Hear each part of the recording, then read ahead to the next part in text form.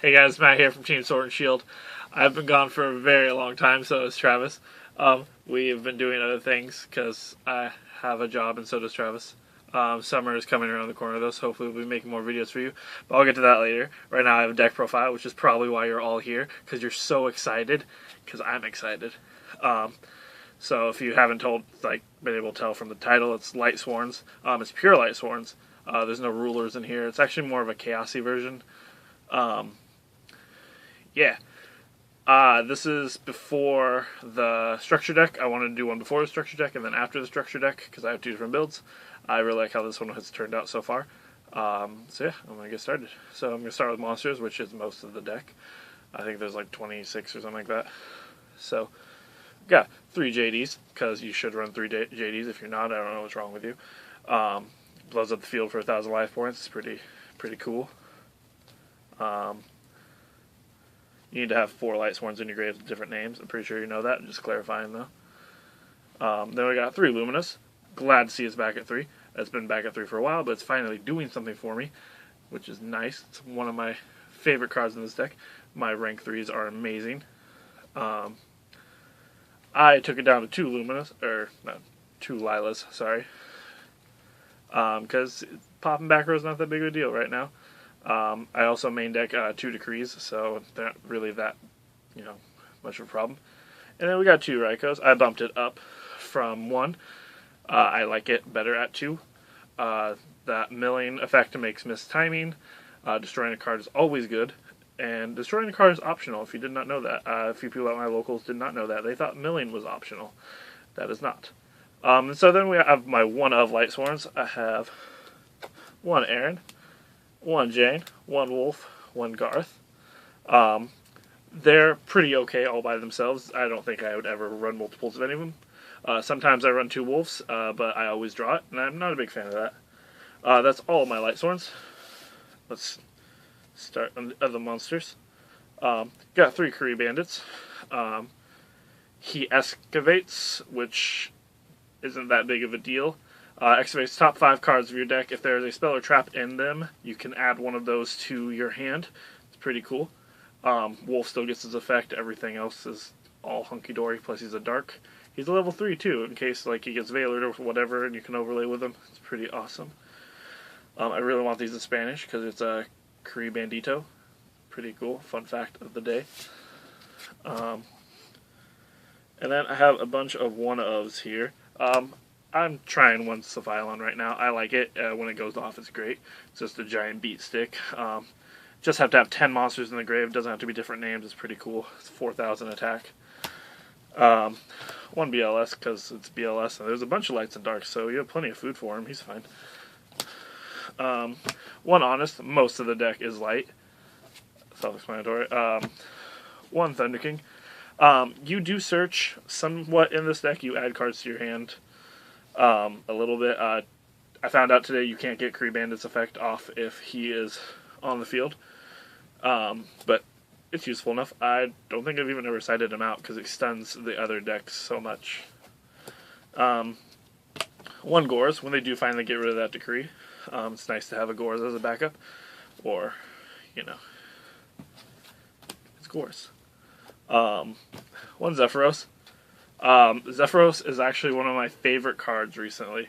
Bouncing back Illumina after you use this effect to summon him, and then using another Lumina's effect to do it. It just starts combos. You can end with a rank 4, rank 3, and then a level 4 on the field. It's pretty cool. Next are going to be my 3 Necro Gardenas. I like Necro Gardena over Rainbow Kribo or Battle Fade or any of those other ones. He's also a dark, so he's a target for BLS, which is cool.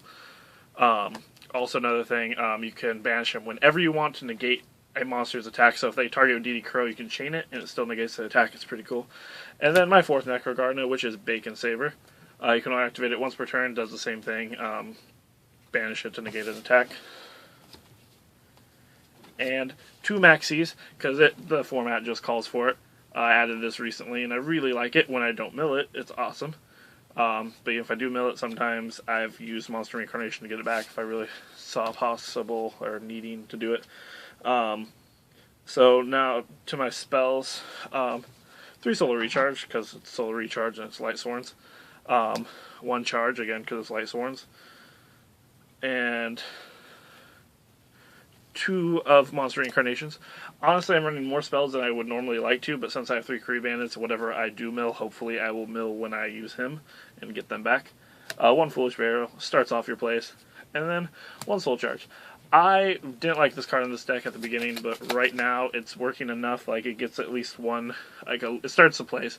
You can get 1 Lumina and just combo off from that. It's pretty cool. That's it for my spells. And I run 2 Decrees. I was running 3, a little too much. 2 I think is fine. And then I run 2 breakthrough skills. You might be like, why, Matt? Why do you run 2 breakthrough skills? Well, because as soon as that decree goes up, they're going to try to get rid of it as soon as possible. And even when that decree is up, if I mill a breakthrough skill, I can still banish it to get its effect, because decree only negates on the field. And effect negation is always good. And so let me start with my extra deck. I'll start with my rank 3s. I have 1 Leviair, 1 Alucard, and 1 Metquip. This is my MVP of this deck. It's pretty cool. I don't really use Leviair as much as I would like to. I might actually cut it for something else. And Alucard is Alucard. It's a stable rank 3 now. And then to my rank 4s, I have 1 Paladynamo. Don't make it nearly as much as I want to. It's kind of sad. It's one of my favorite cards. 1 Diamond Direwolf, because it's Direwolf. It gets rid of light imprisoning, gets rid of things. 1 101, because it's 101 and you should play it if you can make rank 4s. 1 Abyss Dweller, because it's Abyss Dweller. A lot of these are just because that's what they are. A Maestroke, I would play a second 101 if I had one, but I do not, and I do not want to pay for one. If I ever get one in the future, I will definitely take this out for another 101. Or if you have 2 101s, I suggest you play it. 1 Black Ship of Corn because of hands, because it sends, not destroys. It's pretty cool. Also, other monsters, it gets rid of 101, which is becoming a big problem. 1 Hellboy. I don't actually know what his name is, or at least I don't want to try to pronounce it. What he does is, if a monster is targeted, you can detach 1 to target another monster, but it has to be a valid target. Huh? Any card. It's any card? Oh, even better than I thought. Pretty cool. And then we got Rhapsody. He's a DD Crow, pretty much. You can activate his effect up to twice per turn. So you detach 1, banish a card from the graveyard, and then after he has no materials, which you normally use them right away, you can equip him to a card, and it gains 1200 attack. It's pretty cool. You can choose to use that effect before you detach, but I don't know why you wouldn't detach. And then one of my favorite cards, Crazy Box. Actually, funny story, this has won me multiple games against Evil Swarms. Because I've just randomly made it because I thought I was going to lose, and I rolled, and I negated Ophion's effect, and summoned a JD, and proceeded to win. It's pretty cool. Also, decks that play Skill Drain and think they're clever. It was, boom, Crazy Box. And then I have 2 rank 8s. Failgran, because Failgran and Heliopolis. Never make this card. I would like to make this card more. I made it once just because I could, but I didn't need to. I normally make him because I always have hand presence, and so I can destroy things. Also, he's stronger, and he's just good for the extra push. Or if I don't want to mill something, like if I have 2 JDs on the field I don't want to mill, I would go into him over him. I don't know, I just don't really care for that card that much. So that's my LightSworn deck. I'm going to do another one when the structure comes out and I find a plausible build that will hopefully be really good. Yeah, and as always, my side deck is my side deck for my locals and the people I have to face. So you should probably build yours around that. Yeah, so deck's doing pretty good. Hopefully going to have some really cool things happening soon. After this video goes up, I'm going to be working on another one with Travis, and we're going to have a special announcement. It's going to be pretty cool. And that's going to follow from a new deck profile that I had no one seen on this channel or anything like it. Yeah.